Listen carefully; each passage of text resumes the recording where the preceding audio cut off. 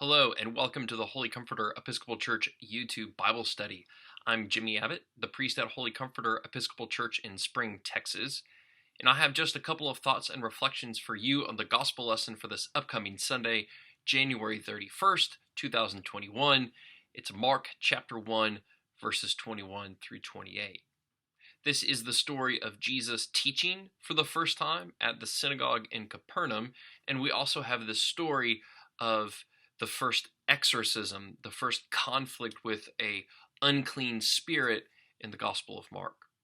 Now, one thing that I want you to pay attention to all throughout the Gospel of Mark as we continue is the volume that is described in the Gospel of Mark. So let me just read this relevant part.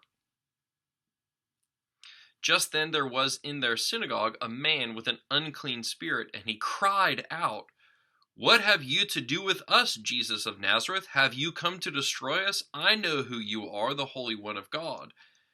But Jesus rebuked him, saying, "Be silent and come out of him."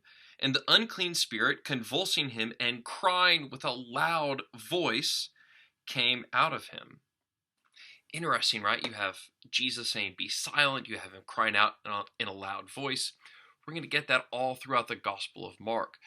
Especially what we'll see is at the crucifixion, it says that Jesus cries again with a loud voice, and then there is silence. So be careful then of the volume of the world around you.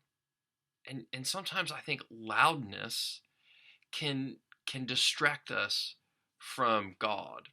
It can distract us in our prayers, and that silence truly is where God resides.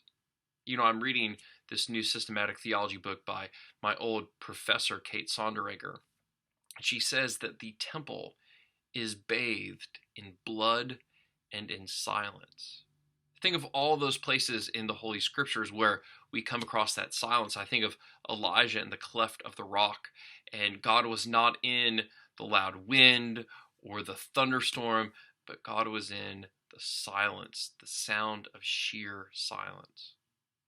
So I encourage you to find time to be silent, not just to be quiet, but to truly be silent, so that you too can be aware and acknowledge the presence of God in your life.